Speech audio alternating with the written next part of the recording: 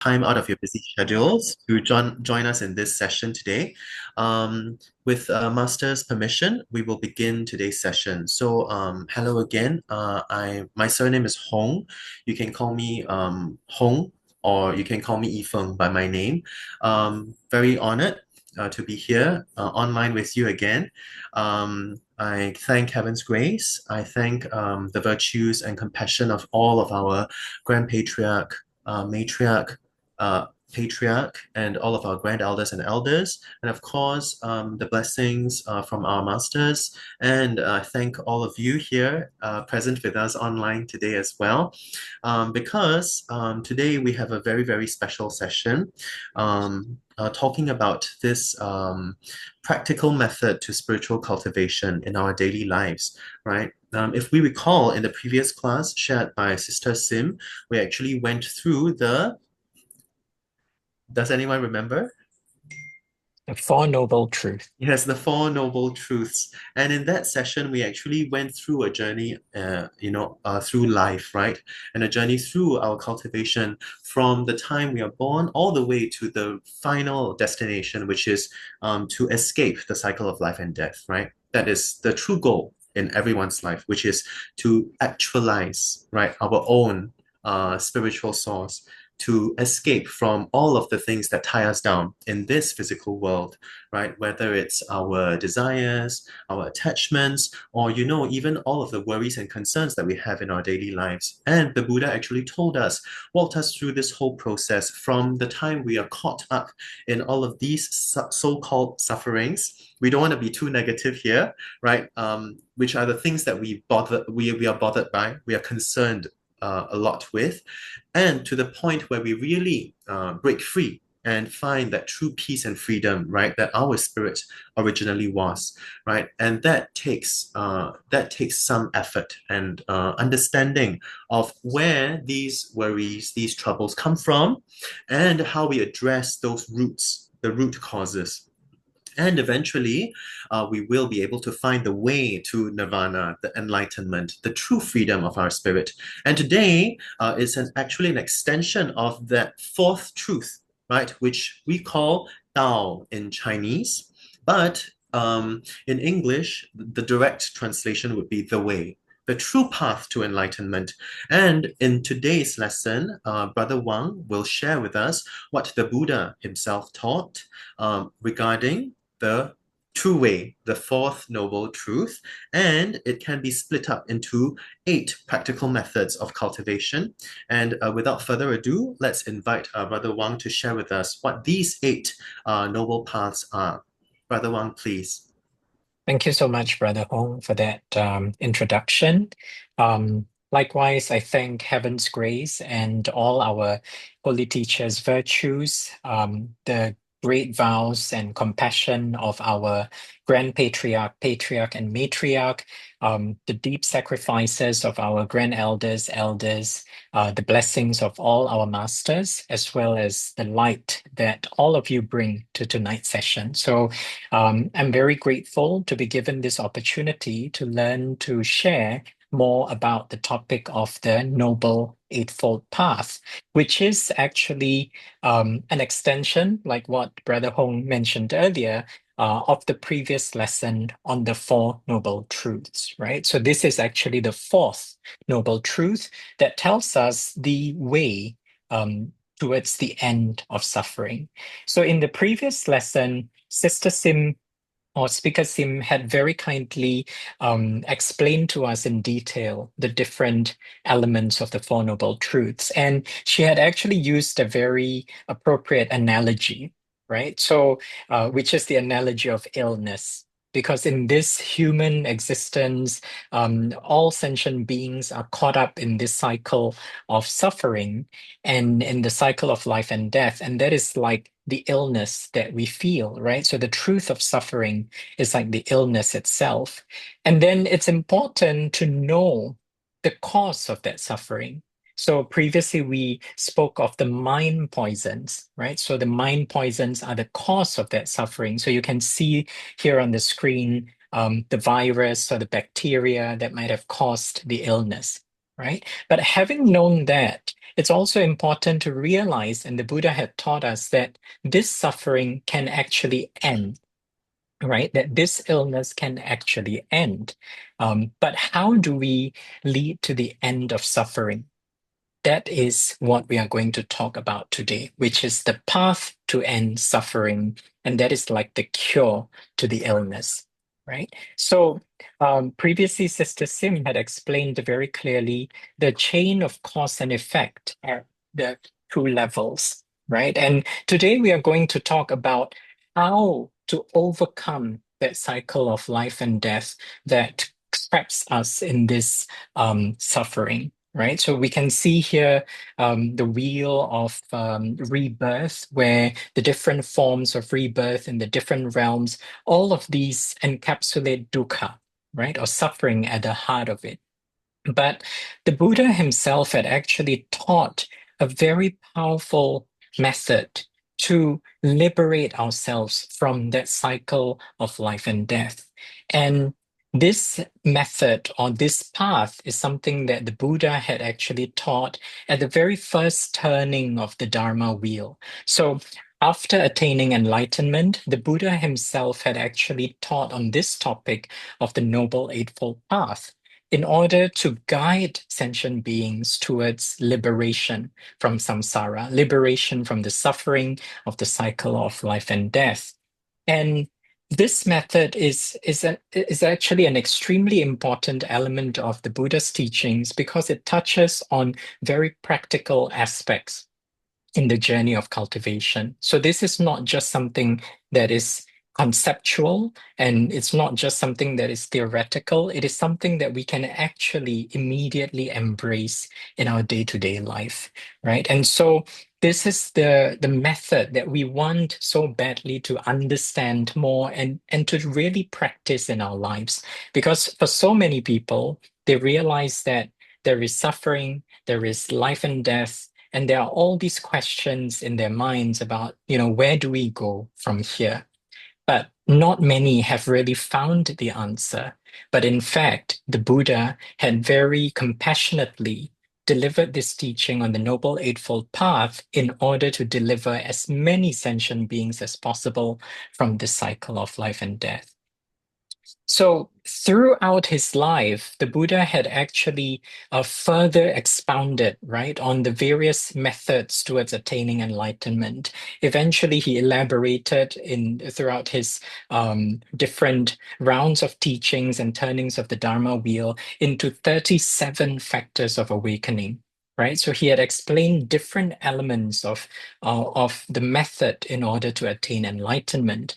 And while the form may look very different, if you see this mind map, you might be thinking, oh, how complex is this? There are so many different elements. But actually, in the spirit of it, the Noble Eightfold Path is the core or the heart of that path towards enlightenment, right? And so throughout this sharing that I'm doing, there will be different elements that I will reference from these 37 factors of awakening, but the Noble Eightfold Path is really the core essence or the spirit of the way, which is like what Brother Hong had said earlier.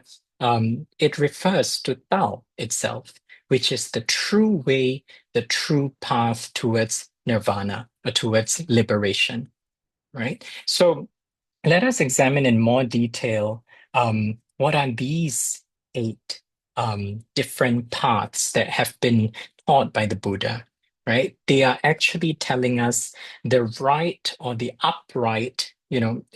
Right here refers to upright and true. There is no deviation. It is the way for us to follow very clearly. And the path is the path towards nirvana. And some of you who attended a previous lesson on the Panchashil would remember that the Panchashil, or the five precepts, are actually part of this larger Noble Eightfold Path, right? So the Panchashil, or the five precepts, actually relate to the ethical conduct element of the Noble Eightfold Path. So you can see here on the screen the green section.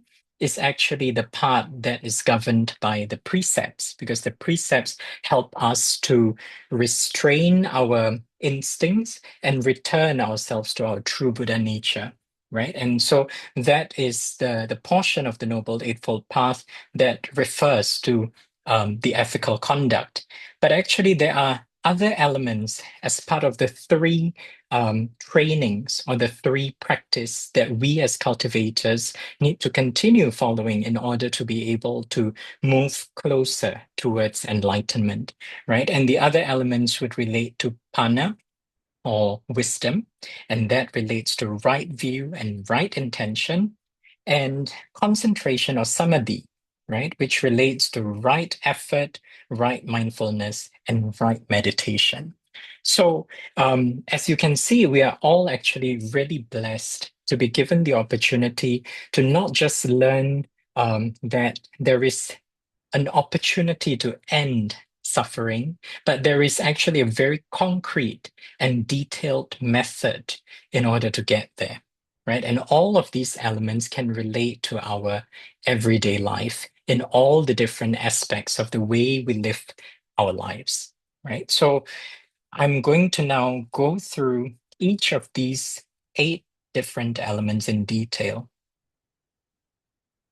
So to introduce the Noble Eightfold Paths, right, it begins with right view, which is a matter of understanding and knowing the truth, right? And this then leads to right thought, the ability to reason, but also to keep our minds pure and clear and aligned always with the true Dharma.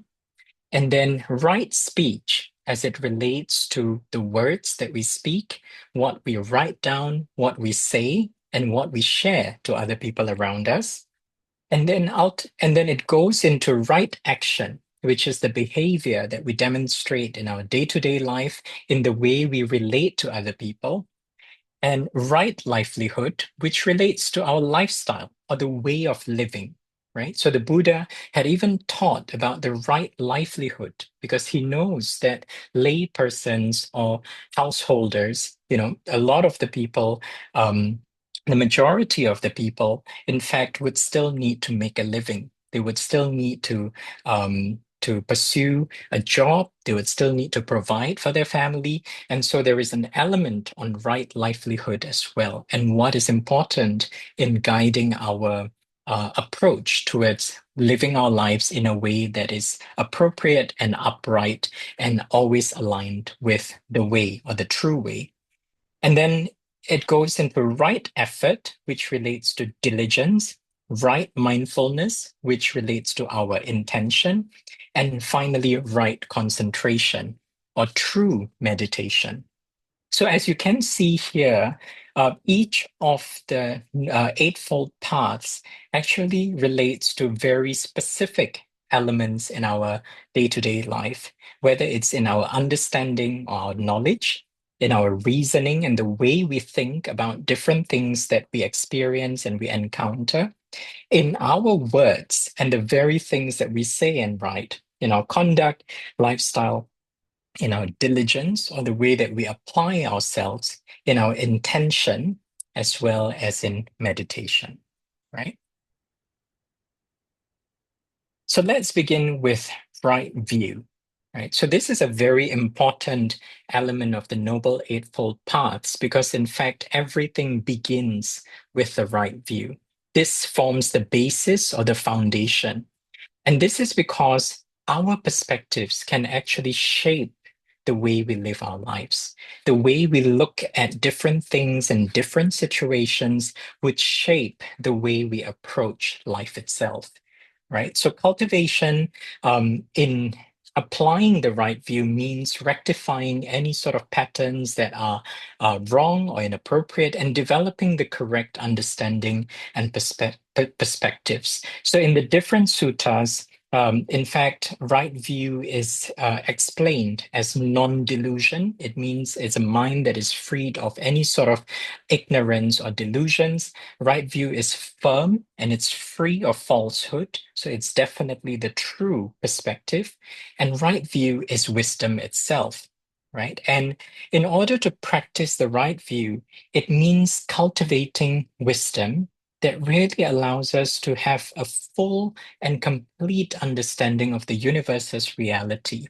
And that means being able to really see what is true and everlasting versus what is only temporary and for the short term, right? And so this also requires us to develop a deeper understanding of the laws of cause and effect so that we are able to see how to break free from any sort of attachments that relate to cause and effect. And so, in order to develop and cultivate the right view, it is very important for us to deepen our knowledge of different concepts. And some of these concepts, some of you may be familiar with or have read about before, right? But in this session tonight, I'm just going to introduce briefly, because in future lessons, there will be opportunities to go even deeper into some of these topics. Because all of the topics that the Buddha had taught about, he had actually taught over many, many years, right? And through 5 different periods, as Headmaster Lim had explained before. And so this is only the beginning, but even just understanding or starting to develop an understanding is an important step in the right direction towards our cultivation path, right? So there would be concepts like the 3 marks of existence. All right, so the 3 marks of existence refer to impermanence or anicca, non-self, anatta, as well as suffering, dukkha, which we have talked about. It's also through concepts like the Four Noble Truths, which is why it's so important to understand what Speaker Sim had explained in the previous session. And finally, 12 links of dependent origination. So again, these topics are very profound and very deep in their own right. And there will be future lessons that will go into each of these topics in detail. But each of them is important for us to better understand and appreciate the true nature of our reality, right? So in practical terms, if we are talking about the right view, there are several different elements that are heavily emphasized, right? So the first one is to develop the right view of karma vipaka, to truly understand the laws of cause and effect. For us to understand that everything that we see and experience in the world, they come about because of causes and because of different conditions, right? And when the right causes and conditions come together, then all of the different phenomena, all of the different events would come about and appear. And these appearances are the karmic results or retributions, right? And this is very much like planting a seed. Basically, any seed that we plant, which is the cause, will eventually, with the right conditions, bear fruits, right? And bear fruits in the form of the effects or the phenomena, all the different events and things that we see in our reality. And and there are all of the different elements of wholesome and unwholesome as well, right? Or the good and the bad, which I'll explain shortly. But this is why the laws of cause and effect are so important, because if we understand this, then we know why it's so important to guard our action, to guard our speech, to be compassionate, and to do good in everything that we do, because every single action counts. And it is like planting a seed that will eventually bear fruits. That's why there is this saying that was also shared in the previous lesson: Bodhisattvas fear causes, right? Sentient beings fear the effect, right? We fear the disasters, the calamities, the illnesses, some of the negative consequences and the effects. But the bodhisattvas would be very careful and would be very cautious about even planting the seed in the first place. And they're very conscious of the causes, because every single action would eventually lead to consequences and results, right? And this relates to the next right view that is very important, which is the right view of the karmic force of wholesome and unwholesome actions. Because karma itself means action, or formation. So anything that is being done, being said, any actions, intentions, activities of the body and mind, all of these would accumulate into a force, right? That determines the positive or the negative, the happiness or misfortune of our entire life. It comes about because of the bodily actions, the spoken words, even things that we think about, even a small thought that comes in our mind, that is karma that would arise, right? That is action. So the force of good and evil, karma never fails. Right, that's why there are all of these sayings that have been repeated before, because even after hundreds and thousands of eons, right, and eons are really long periods of time, karma that is created does not perish, it does not end. So when the causes and conditions come together, there will be the retribution and the effects. And who will have to bear that effect or retribution? It's each of us, right? We cannot transfer it to someone else or anything like that, because anything that we do, every single action, every single thought, we will have to bear the consequences ourselves, right? And good will result in good retribution, evil will result in evil retribution. And even if we don't see the retribution yet, it's only because the time has not yet come. And therefore the right conditions haven't appeared yet for the seeds to grow into fruits, right? However, karma itself does not disappear. So if we have this right view of the karmic force of wholesome and unwholesome actions, we will be a lot more careful about every single thing that we do. This is why having this right view is so important. And some people might think, why is it that good people suffer while bad people enjoy pleasures, right? And often we see this in different places, including in Nepal. I'm sure there are corruption cases, for example, that you might have seen in the news, and yet all of these people in power still seem to be having a lot of money, having a lot of wealth. Why is it that they get to enjoy such pleasures? Right? But just remember, the karmic cause and effect of good and evil cannot be judged only by what is seen in the present. Sometimes good people suffer and bad people enjoy pleasure because of different causes that came about in their past lives. And those bring about the retributions that they receive in this present life, right? But eventually, any unwholesome action that someone commits will result in negative retributions at some point in the future. It could be in future lives, it could be in this present life in a few years, or many, many more eons from now. But that karmic force does not disappear, right? So when we can rightly perceive and see the karmic force of good and evil, we will then be a lot more cautious in our words and be a lot more careful in our actions, our conduct, in order to avoid the retributions. And the next right view is about the right view of impermanence and suffering, right? So when we are able to perceive the ups and downs in life, because life is always full of ups and downs, right? It's like this roller coaster ride that we see on the right. There is joy, there is sorrow, there is happiness, there is sadness, there is love, there is hatred. There are so many different experiences that we encounter, right? But all of them are in fact impermanent. Something that brings about happiness in this moment, the next moment that becomes the cause of your worry because you are worried that you're going to lose it, you're worried that you're not going to have enough of it, right? And so there is always this up and down dynamic that happens. But knowing and being able to see that everything is impermanent actually gives us hope, and it motivates us to continue in our journey of cultivation, in our practice. Because if we are able to see that when times are good, you know, things are not going to last forever. And so we don't indulge, or we don't go too much into it, and we don't indulge in excesses, right? However, when things are difficult, we know that we shouldn't fall into pessimism or to be overly negative about it.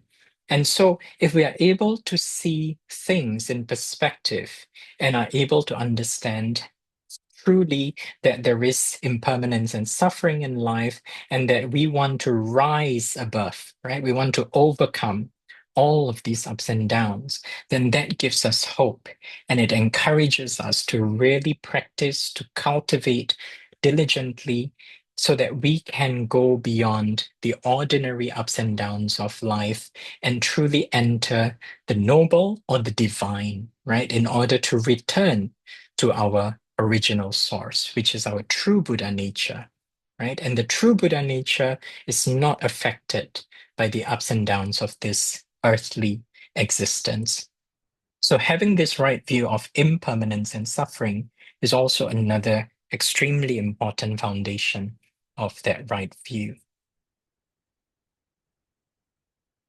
The next one is related to what I've just mentioned, which is the right view of the Buddha nature's eternity, right? So all of us who have had the chance to acquire Tao, we know that our true Buddha nature is within each of us.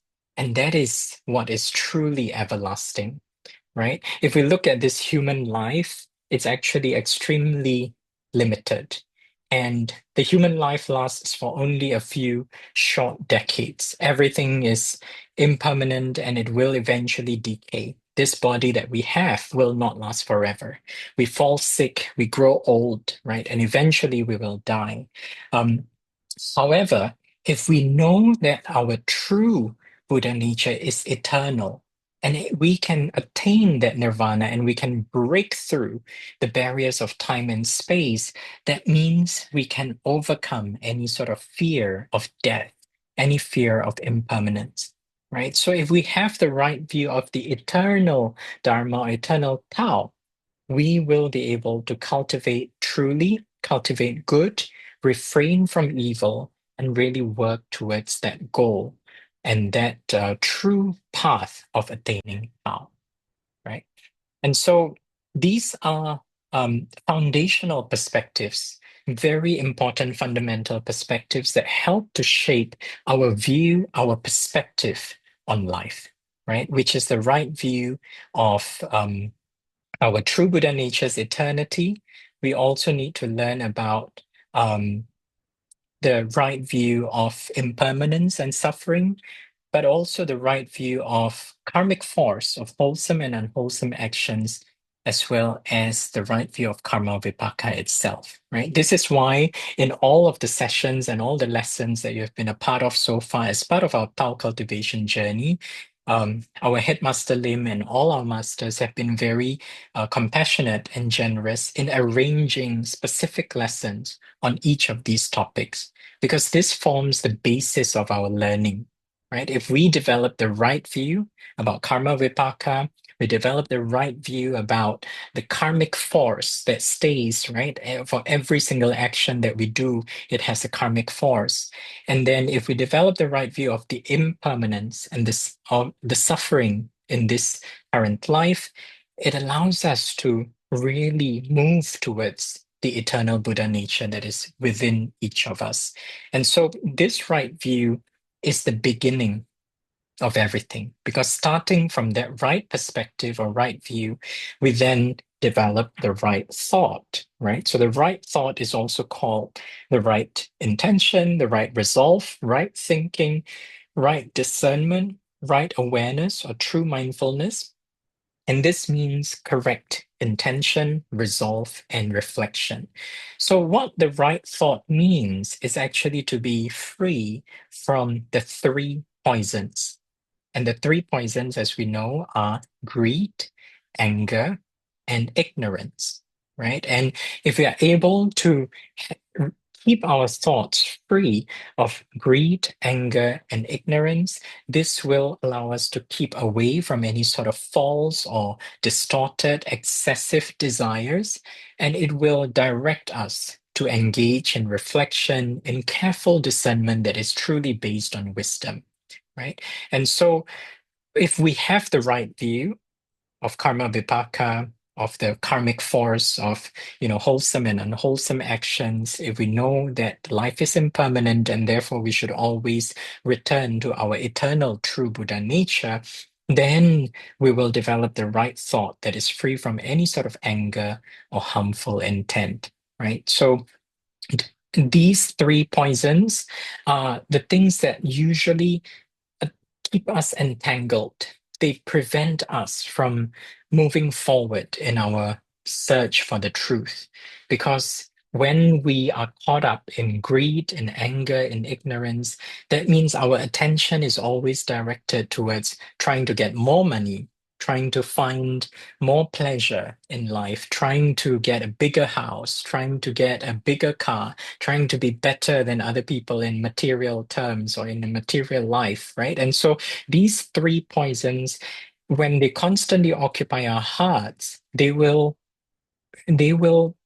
blind us to the truth of our Buddha nature that is pure on the inside, right? And so, in order to distance ourselves from these three poisons, we have to always return to the right Dharma, the right teaching. We return to Tao itself and continue to cultivate gentleness, compassion, purity, and a mind that is free of anger. And eventually, we can eliminate these three poisons and continue to progress towards the Buddha's path, right? And so, this right thought would develop if we begin with the right view.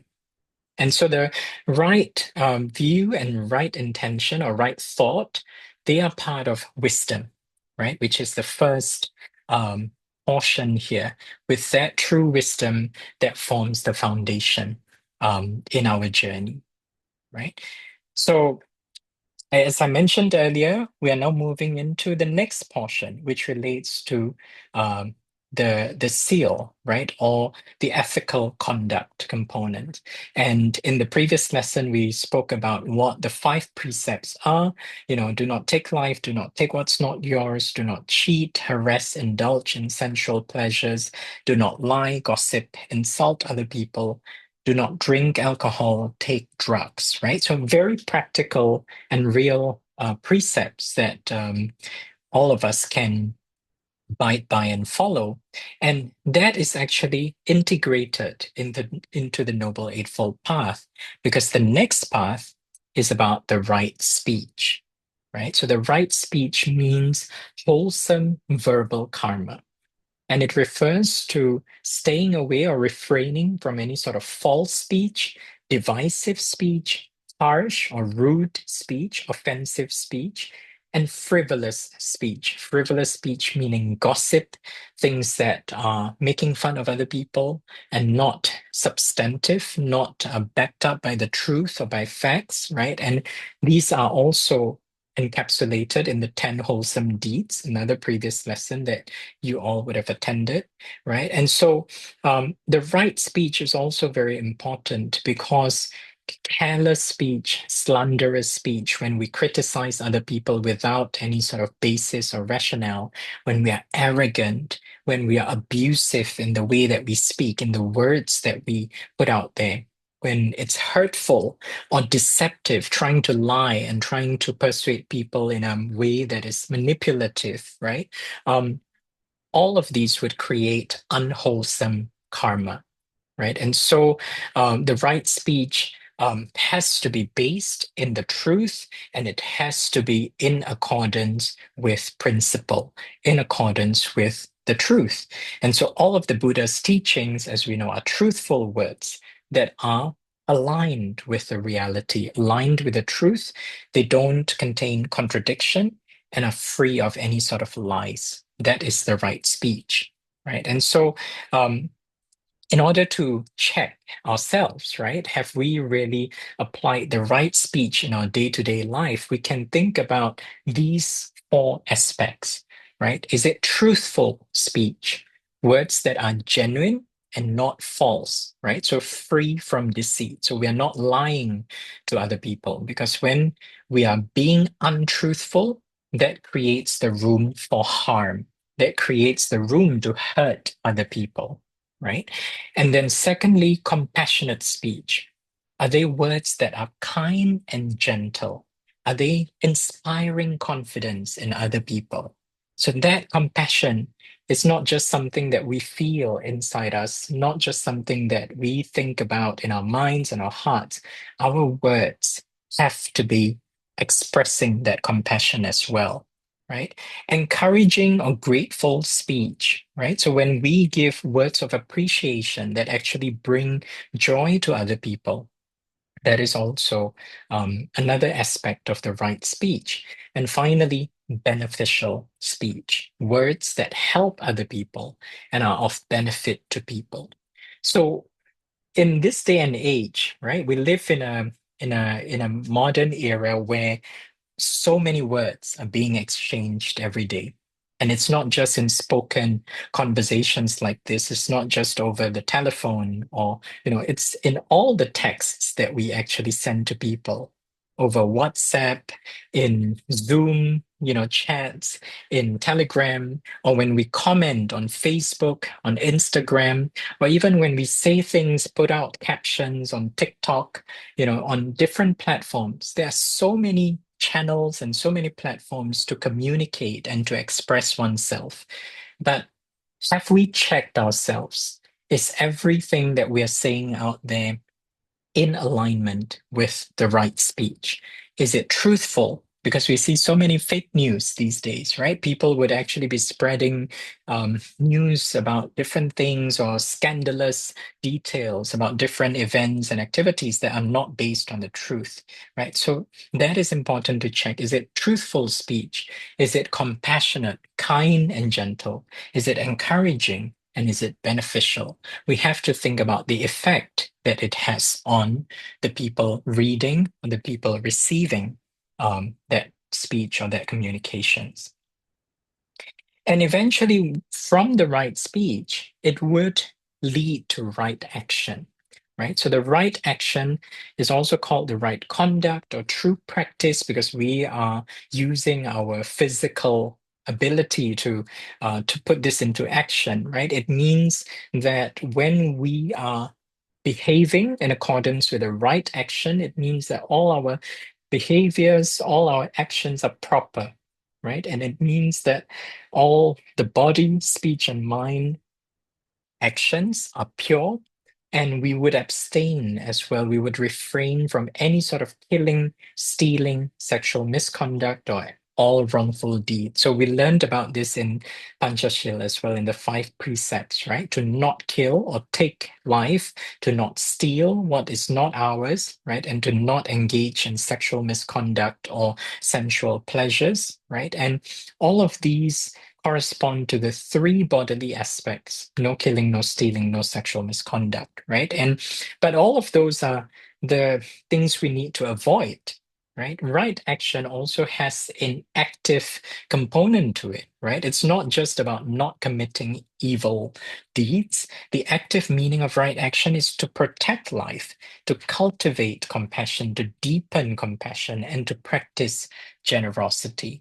So we see this in the acts of kindness that people extend to each other when people are helping each other out, helping children, helping people in difficulty, even things as simple as supporting someone who needs assistance. Like when we are walking on the street, we see an older person who might be struggling to continue to stand. Maybe we need to bring a chair to help that person so that he or she can rest for a moment, for example, right? It also extends to the protecting animal life, even, right? How we behave towards animals that are weaker than us, be it cats, dogs, or even other animals that we see around us, right? So that also refers to right action.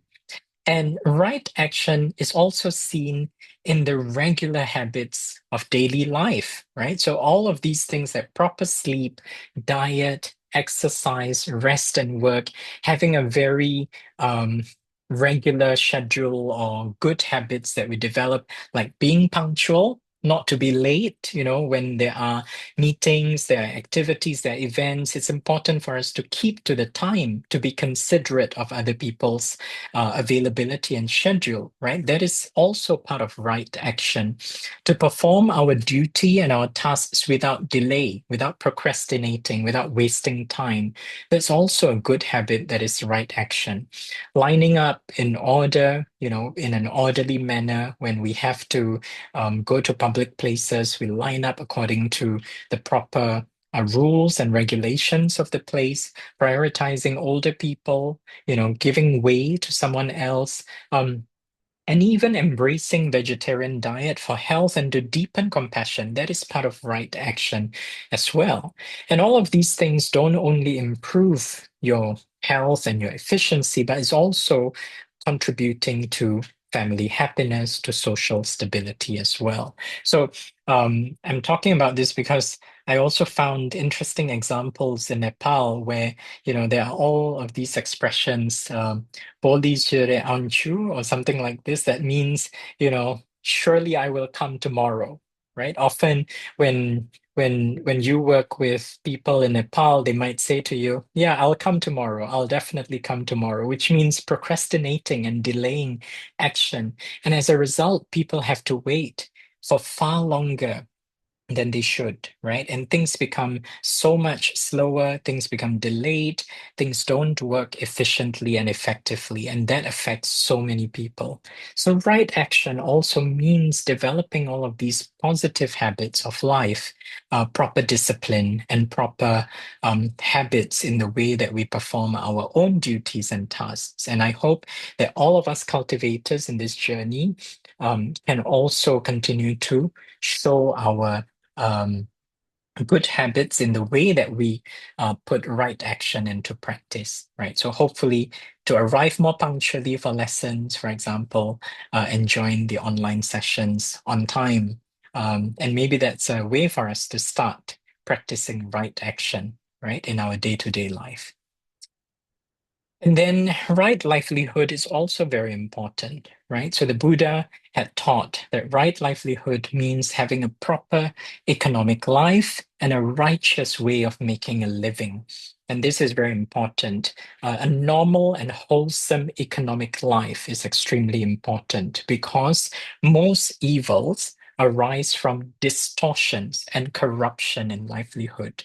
And what that means is when people are trying to make a lot of money very quickly, right? They're trying to take shortcuts and they're trying to accumulate wealth all for themselves out of greed, which is one of the three poisons.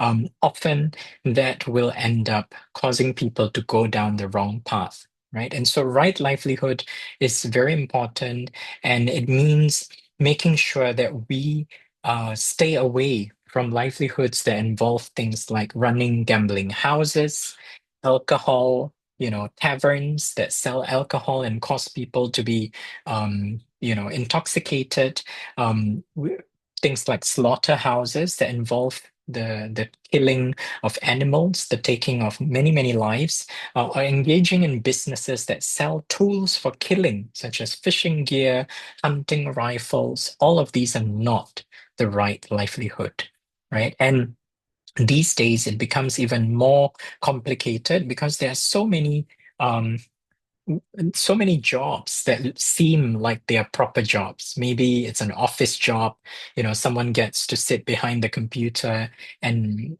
all of that. But in reality, it's about scamming people. It's about cheating people's money. It's about, running um, different activities that are illegal, right? So all of these are also not right livelihood, not proper livelihood. And so it's very important, even as we continue to make a living, to seek clothing, food, and even other necessities in accordance with the Dharma and avoiding all wrongful means of livelihood. This is what is called right livelihood, right? So this is quite an important guidance or guidelines about how a proper life should be, right? A proper life should com comprise all of these different elements, right?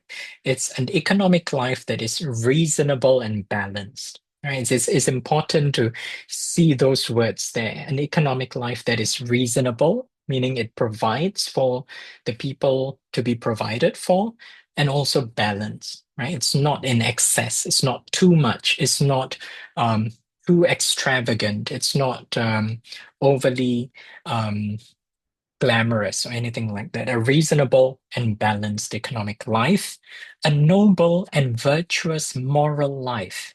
It means a moral life that is rooted in good values, in virtuous and noble principles and practices. A harmonious social life, right? So getting along with other people in a harmonious way, and a purified emotional life. If all of these elements are in there in someone's livelihood or way of living, in someone's lifestyle, wouldn't all of us be much happier? Right? I think often people get lost and go astray from the proper path and the proper life, and that's why so many more challenges come our way. And so, according to right livelihood, all of these elements are important to bear in mind. So, what I've just covered in the first portion was about the wisdom, right, which was the foundation, the basis.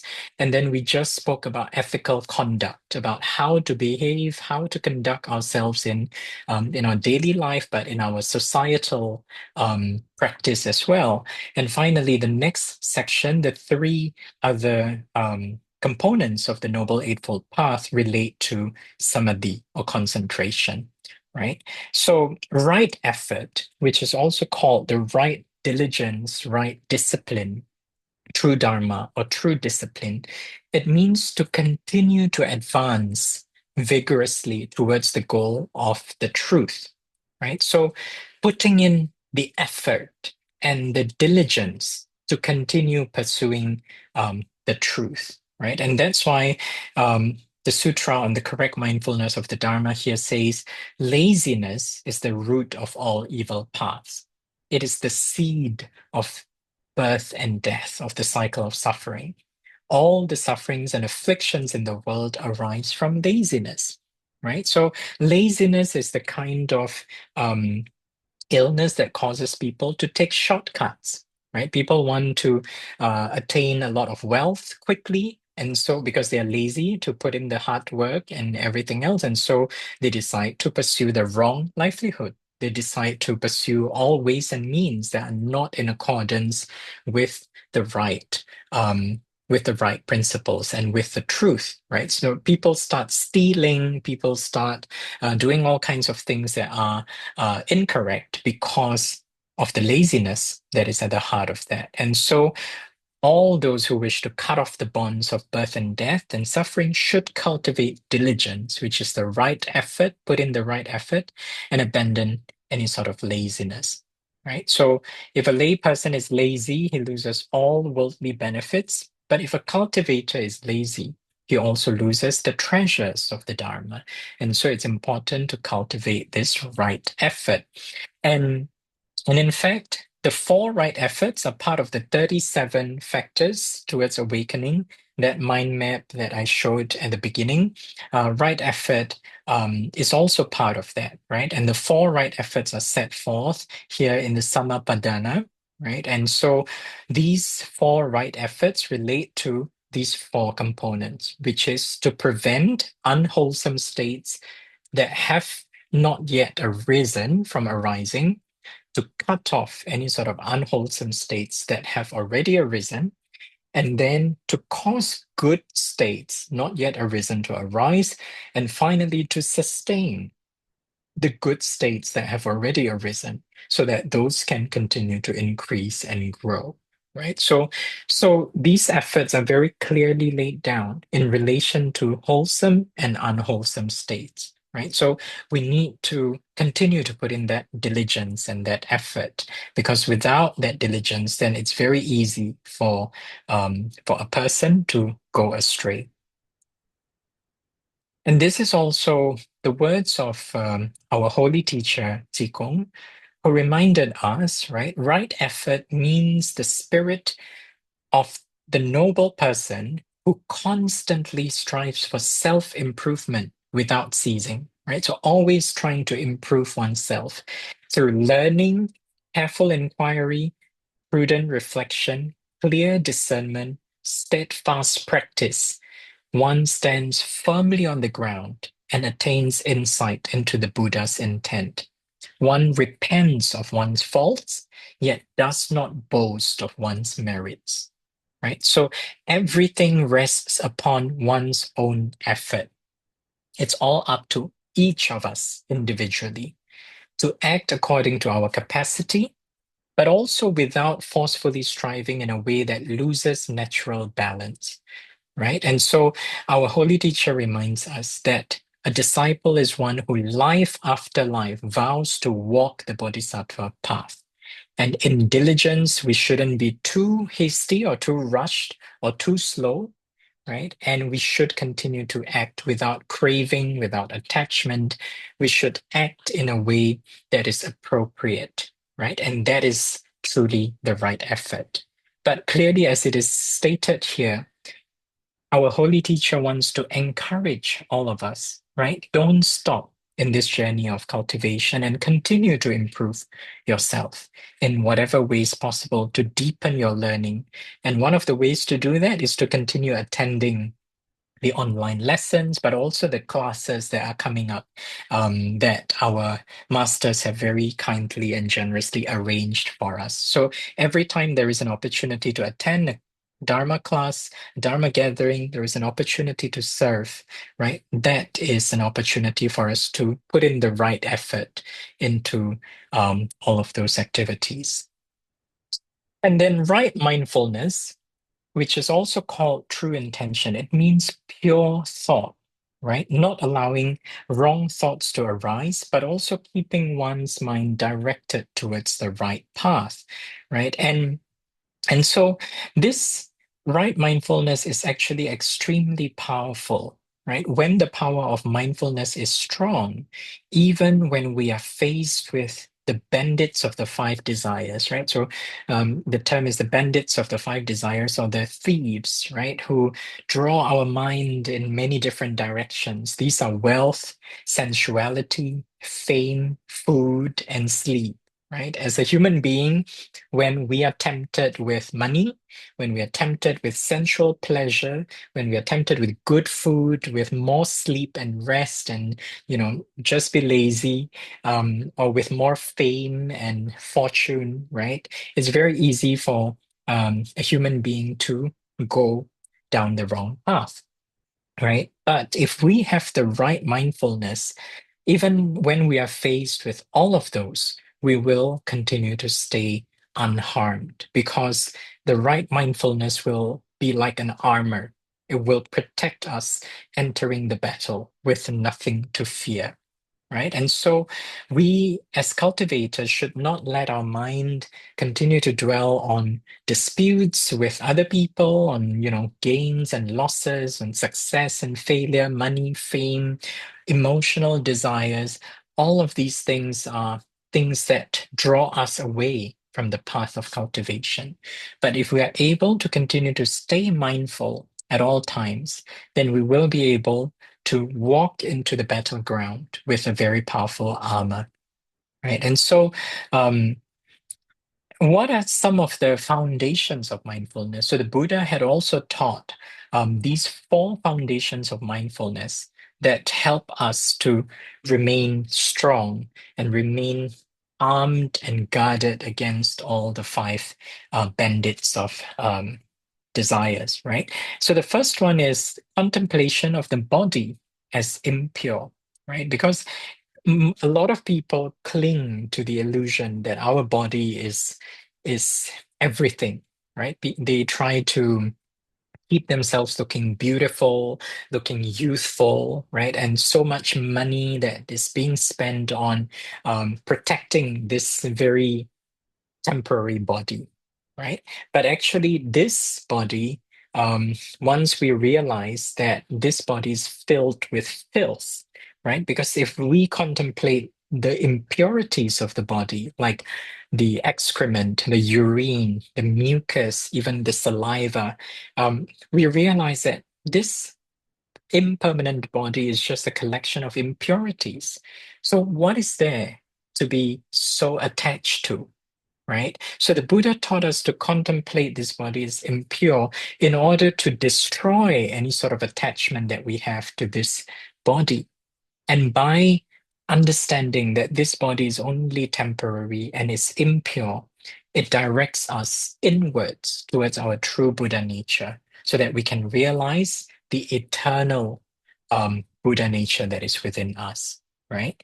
And then there is also the contemplation of feelings as suffering, right? So again, like I said previously, we are all subject to the impermanence of our sentiments, of our emotions, the up and down, because human life is filled with the suffering of, being born, aging, sickness, and death, right? So even when there is happiness, very quickly we become afraid of sadness and we become afraid of losses, right? And so it's always going to be up and down that way. And so if we realize that all of our feelings are but suffering, then we know how to remain calm and unaffected despite all the ups and downs.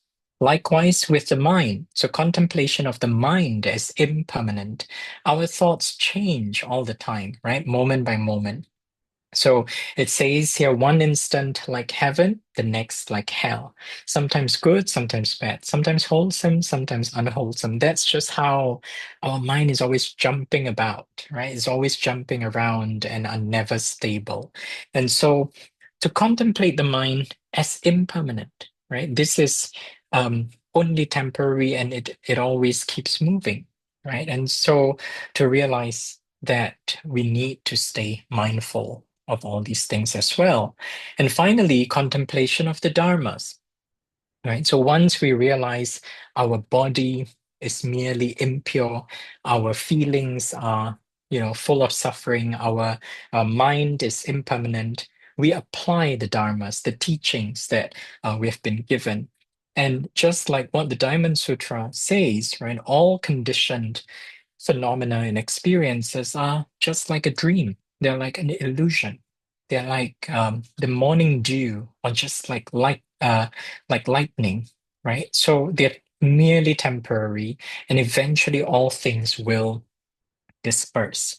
And so if we understand that, then we can be truly free of the five desires and the defilements or the impurities of the mind, and we return to our own true Buddha nature.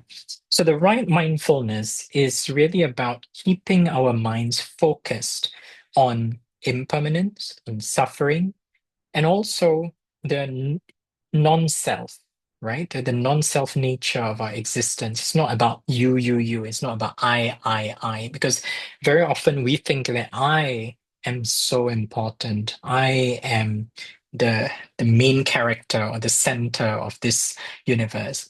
But if we are able to realize that nothing in this entire existence is able to exist without everything else, then we won't be attached to all the petty things about profits, about losses, and instead we will be able to continue to move forward towards Tao and towards the everlasting truth, right?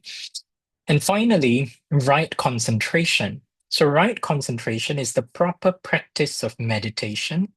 It's about focusing our will and our spirit, gathering in a body and mind, because our body and mind as human beings are always distracted and scattered. But if we are able to apply right concentration, then we are able to bring ourselves back to our true Buddha nature, right? But this true meditation or right concentration is not just about the external form of meditation. It's not just about sitting cross-legged and then, just by doing that, that means we have already achieved right concentration. No, right? It's actually about the inner energy of the mind and the unfolding of it, right? Are we able to attain that true concentration that brings ourselves back from all these external things into our true Buddha nature? And so proper meditation should be healthy, It should be able to bring about physical well-being. It should be peaceful to focus our mind and allow us to attain inner calm. It should be enlightening, right? So move ourselves away from the darkness into the light, into awakening, turning any sort of delusions or ignorance into awakening or realization of the truth. And it should be insightful, meaning it should bring us back towards our true Buddha nature so that we rediscover our true self, right? So the sixth patriarch, Huineng, had actually said what is called meditation and concentration, right? To be free from outward attachment to appearances is meditation, and to be unmoved inwardly is concentration. So, so this is very interesting because the emphasis here is for our patriarch Huineng here is reminding us not to be attached to external appearances, right? But instead to be truly unmoved in our inner energy, in our inner mind, so that the mind remains undisturbed no matter what happens, right? And so that is what is called right concentration. And our holy teacher Qigong had also explained right concentration means the state in which our true nature is without distraction or disorder. And the state is of one essence with precepts and wisdom, right? Thus, a cultivator may enter through precepts or open the gate through wisdom, but either way, one can reach right concentration. They come together as one essence, right? So, precepts, wisdom, and concentration, they come together in one essence. And if we advance in harmony through the three elements here, faith, aspiration, and practice, then we can truly understand the profound meaning of the great Tao and establish, true concentration of right faith. And with that power of such faith, we won't be shaken by any sort of changes that happen around us, whatever the external world presents to us, whatever challenges, whatever difficulties, we will continue in the journey of cultivation. And this way, we will be able to fulfill the work of Tao and cultivate Tao in stability. And this is why all of the different elements of the Noble Eightfold Path are so important, right? So, as you can see here, because of right view arises right thought. Because of right thought comes right speech. Because of right speech, then comes right action. And because of right action, then comes right livelihood. Because of right livelihood arises right effort. Because of right effort, then comes right mindfulness. And because of right mindfulness, right concentration is attained, right? So the Noble Eightfold Path is fully integrated. It is all interconnected and it comes as one, right, in our journey of cultivation. However, of course, everything has to begin with the right view first, right? So the right view is wisdom and clarity and is the guide for all cultivation.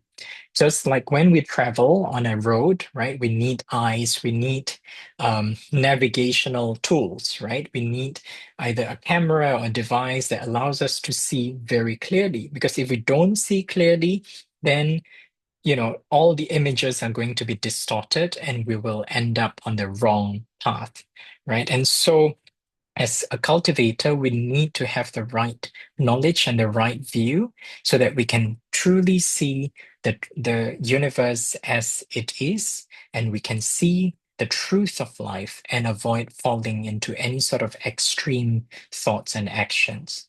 Right. And with that right view that continues to increase and grow stronger, even if we go through many, many thousands of lifetimes, we won't fall into an evil realm.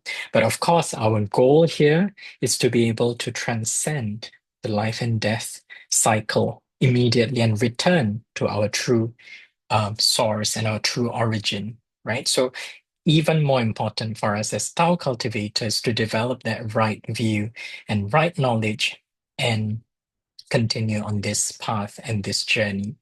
So So to conclude, I wanted to bring everything together in this image once more to show how the Noble Eightfold Path brings together the three different dimensions of training, right? Wisdom, developing our wisdom, developing our ethical conduct, and developing our concentration.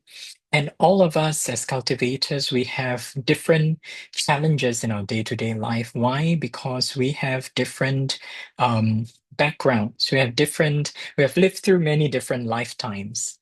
We have accumulated many karmic force of our own making, right? We had gone through different experiences, different encounters. And so for some of us, some of these elements of cultivation might um, have a heavier emphasis. Like we need to practice in right speech, or we need to practice in right mindfulness, for example. And there are different elements and different parts. There isn't a single way of approaching it. But what is important is that we continue to apply all of these in our daily lives and remind ourselves that there is a very practical way to continue moving forward, right? And everything begins by developing that right view.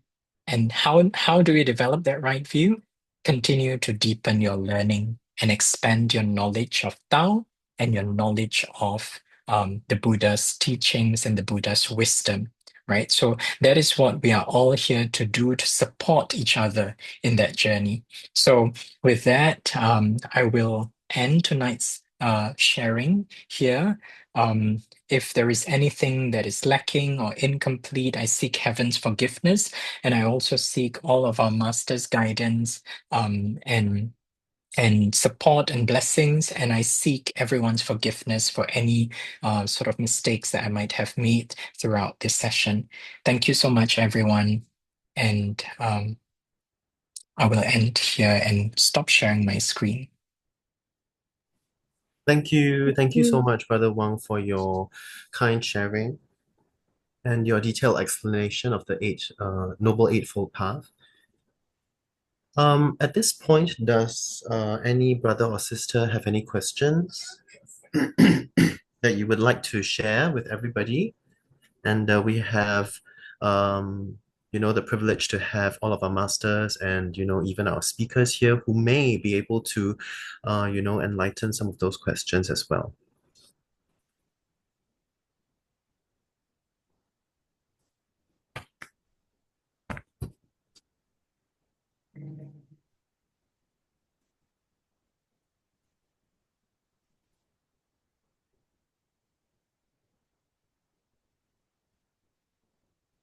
Brother Ron?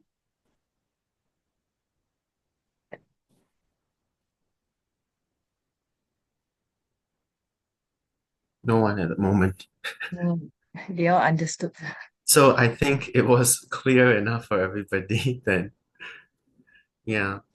So thank you again, Brother Wang, for your kind sharing. I think what is very important for us to know is that what the Buddha taught is actually something that's very practical and applicable in our daily lives, and it really depends on our own discovery of our habits, our behaviors, and all the different aspects that we need to watch out for in our daily lives, and really have the discipline and the awareness and the consciousness to practice that kind of mindfulness, right? As we mentioned, out of the 8 paths, the most important one would probably be the last one, right? Having that concentration, that mindfulness that we are practicing in our daily lives. And if any one of us have had the honor to receive Tao, then we will know that, out of all the 3 treasures that we have shared, the one that is the most important would be that mindfulness, that concentration that we really have to that point, right? That point of concentration that we really have to depend on, right? That's where we find our spiritual source, our spiritual root and origin. And it's where all the positive energy will come from to allow us to always treat our life, everyday life, in everything that we do with that kind of positive and also focused mindset. I think that's very important. And with that in mind, if any of our brothers and sisters would like to share any of your, thoughts, your questions, this is the best time to do so. Otherwise, we can also make sure to revise the content through the video recordings that will be shared in the upcoming days. And we can also make use of our WhatsApp channels. Please make full use of the WhatsApp channels because our masters, our speakers are all there to address any questions that you may have. Yeah, thank you so much. Just now I saw Brother Ram turning on the camera. Do you have anything you would to share? We would be happy to hear.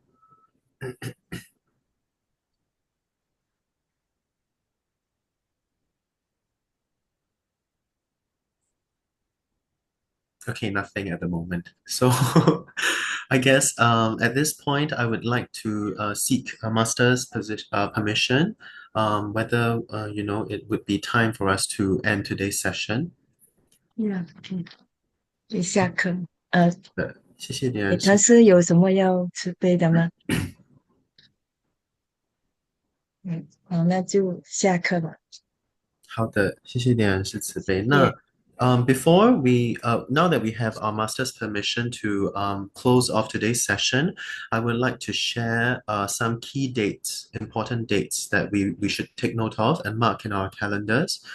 So actually, we have a lesson planned for everybody on the 8th of September. That would be the next sharing session.